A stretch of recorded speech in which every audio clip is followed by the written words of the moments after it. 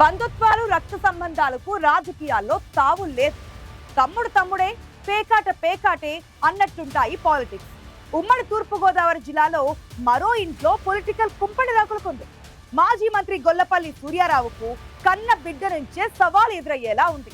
ఆయన రాజోలు వైసీపీ ఇన్ఛార్జిగా ఉండగా గొల్లపల్లి కూతురు టీడీపీ ఇన్ఛార్జిగా తెరపైకొస్తారనే ప్రచారం మొదలైంది. అసలు తండ్రితో గొల్లపల్లి కూతురుకు ఎక్కడ తేడా వచ్చింది?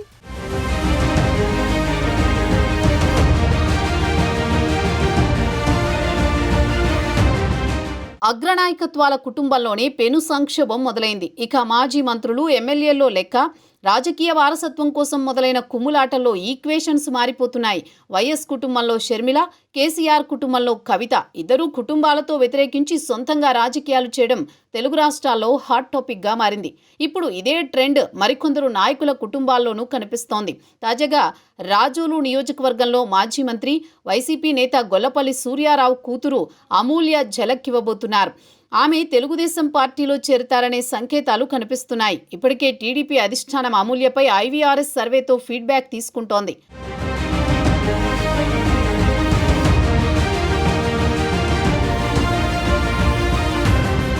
వాస్తవానికి ఏపీలో బలమైన క్యాడర్ ఉన్న తెలుగుదేశం పార్టీ రాజోలు నియోజకవర్గంలో గత ఎన్నికల నుంచి చుక్కాని లేని నావలా మారింది. కూటమి నుంచి జనసేన ఎమ్మెల్యే ప్రాతినిధ్యం వహిస్తున్నా టీడీపీకి దిశానిర్దేశం చేసే నాయకుడు లేకుండా పోయాడు.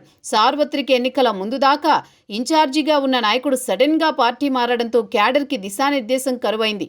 బహునాయకత్వంతో ఎవరికి వారే యమునా తీరే అన్నట్లు ఉంది రాజోలు టీడీపీ పరిస్థితి.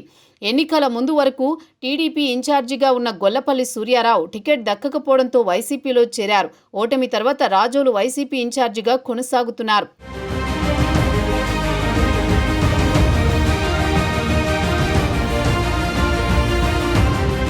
2019-24 ఎన్నికల్లో రాజోలులో జనసేన పార్టీ గెలిచింది. ఇక్కడ టీడీపీకి నాయకత్వ సమస్య ఏర్పడింది. తండ్రి కోసం రాజకీయంగా పనిచేసిన అనుభవం గొల్లపల్లి సూర్యారావు కూతురు అమూల్యకు ఉంది. టీడీపీకి కొత్త ఇన్ఛార్జిని నియమిస్తుందనే ప్రచారం జరుగుతున్న సమయంలోనే అనూహ్యంగా అమూల్య పేరు తెరపైకొచ్చింది. కొంతకాలంగా ఇన్ఛార్జి పదవికి 4 పేర్లపై నియోజకవర్గంలో విస్తృతంగా ప్రచారం జరిగినా 2 రోజులుగా తెలుగుదేశం పార్టీ అధినాయకత్వం ఐవీఆర్ఎస్ కాల్స్ ద్వారా గొల్లపల్లి అమూల్య పార్టీని, కార్యకర్తలను సమన్వయపరచగలదా అంటూ పార్టీ క్యాడర్ నుంచి అభిప్రాయాలు సేకరించడంతో అమూల్యకే ఇన్ఛార్జి పదవి దాదాపు ఖరారైందని ప్రచారం జరుగుతోంది.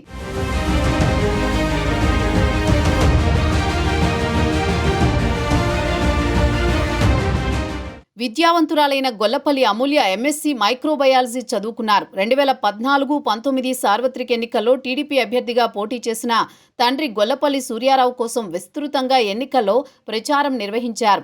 2024 ఎన్నికల్లో అమూల్య కూటమి తరపున ఎన్నికల ప్రచారం నిర్వహించారు. విద్యా సంస్థను నిర్వహిస్తున్న అమూల్య ఏనాడు ప్రత్యక్ష రాజకీయాల్లో లేరు. అయితే 2024 ఎన్నికల పరిణామాల్లో రాజోలు అసెంబ్లీ సీటు జనసేనకు కేటాయించడంతో సూర్యారావుకు సీటు దక్కే ఛాన్స్ లేదంటూ జరిగిన ప్రచారం తర్వాత అనూహ్యంగా అమూల్య పేరు తెరపైకొచ్చింది. కూటమి పార్టీల పెద్దలతో అమూల్య చర్చలు జరుపుతున్నారని, ఆమెకే దక్కే ఛాన్స్ ఉందని ప్రచారం జరిగింది. అమూల్య తన తండ్రిని కాదని ప్రయత్నాలు చేయడంతో గొల్లపల్లి కుటుంబంలో భేదాభిప్రాయాలొచ్చాయని చెప్పుకున్నారు.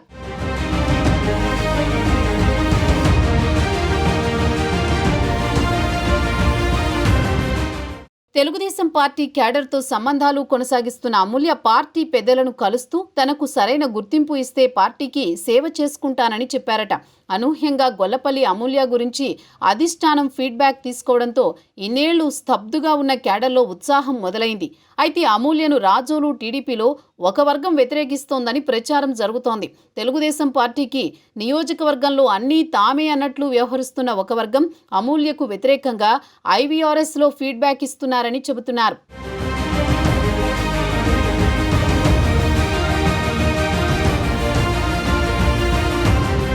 పార్టీ పెద్దలతో పాటు ఉమ్మడి తూర్పుగోదావరి జిల్లాలో పార్టీలో క్రియాశీలకంగా ఉంటూ యువనేతకు ముఖ్య అనుచరుడిగా ఉన్న ఎమ్మెల్సీ అమూల్యకు భరోసా ఇచ్చారని ఒక వర్గం ప్రచారం చేస్తోంది. ఒకవేళ అమూల్యకి అవకాశం ఇస్తే ఉమ్మడి తూర్పుగోదావరి జిల్లాలో సీనియర్గా ఉన్న తండ్రితో తలపడి ఎలా ముందుకు వెళతారోననే చర్చ మొదలైంది. రాజకీయ ప్రత్యర్థి కూతురునే ఇన్ఛార్జిగా పెడితే రాజోలు బలపడాలనే టీడీపీ వ్యూహం ఎంతవరకు ఫలిస్తుందో చూడాలి మరి.